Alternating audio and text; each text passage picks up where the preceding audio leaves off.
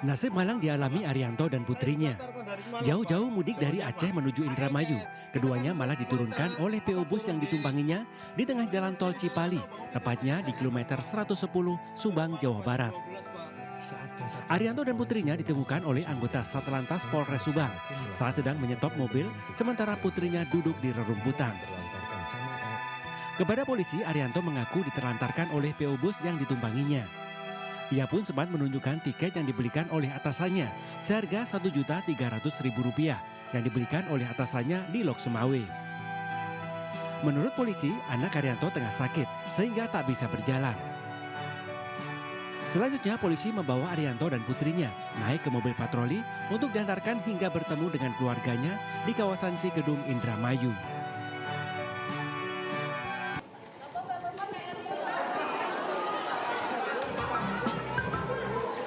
Ia ada momen tak terduga yang mencuri perhatian saat gelar geria atau open house di Istana Merdeka Jakarta. Pada kesempatan ini Presiden RI Prabowo Subianto nampak ikut berjoget velocity bersama para awak media. Usai menyalami ribuan orang di halaman tengah Istana Kepresidenan Jakarta, Presiden Prabowo menyempatkan diri untuk menghampiri puluhan awak media yang sudah menunggu untuk foto bersama di ruang kredensial Istana Merdeka. Usai berfoto bersama, Presiden Prabowo diajak untuk mengikuti tren velocity yang ramai dipraktekkan warganet saat berkumpul. Prabowo pun mengiyakan dan meminta untuk diajarkan gerakannya. Sebelum meninggalkan para awak media, Presiden Prabowo juga nampak bergaya silat yang menjadi gaya andalannya terutama sejak masa kampanye.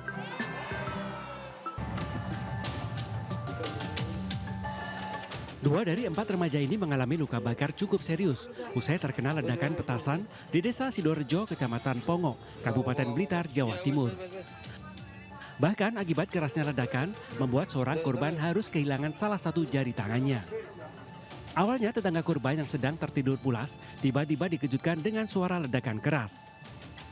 Saat dihampiri rumah milik Supiyati yang berhadapan dengan kediamannya, porak-poranda pada bagian teras dan jendelanya pecah.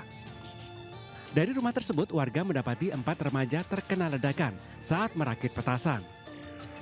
Aparat Polres Blitar yang melakukan olah TKP, kemudian mengamankan lokasi dan memasang garis polisi.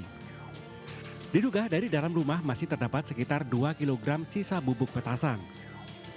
Keempat korban sengaja merakit petasan dalam ukuran besar untuk memeriahkan Hari Raya Idul Fitri. Dari Blitar, Jawa Timur, Robi Ridwan, iNews melaporkan.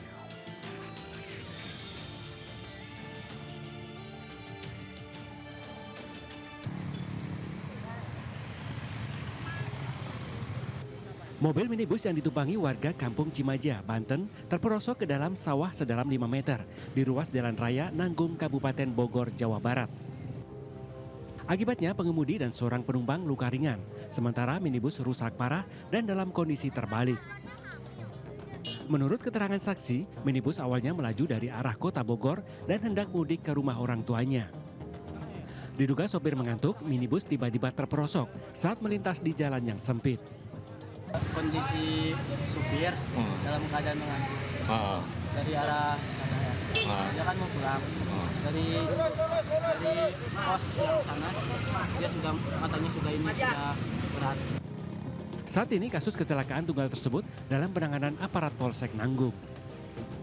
Dari Bogor, Jawa Barat, Wildan Hidayat, iNews melaporkan.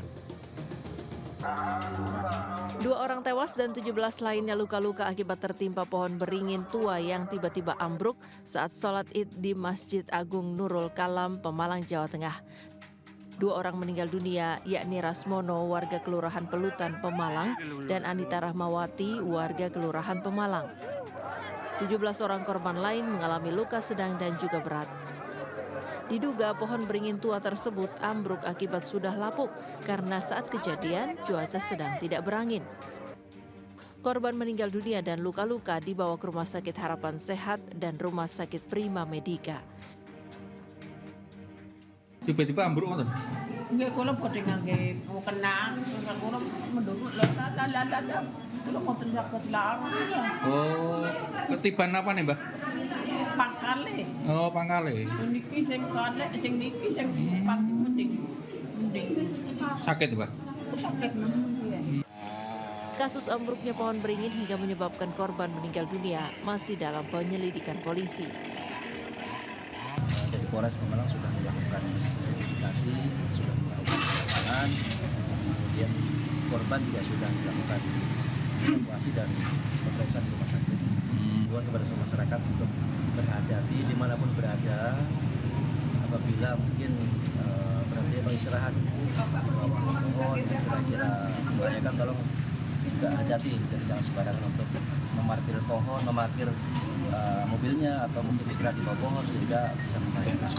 Seluruh biaya pengobatan korban luka ditanggung pemerintah daerah Pemalang, sementara korban meninggal dunia mendapat santunan dari Dinas Sosial. Dari Pemalang, Jawa Tengah, Suryono Soekarno, iNews melaporkan.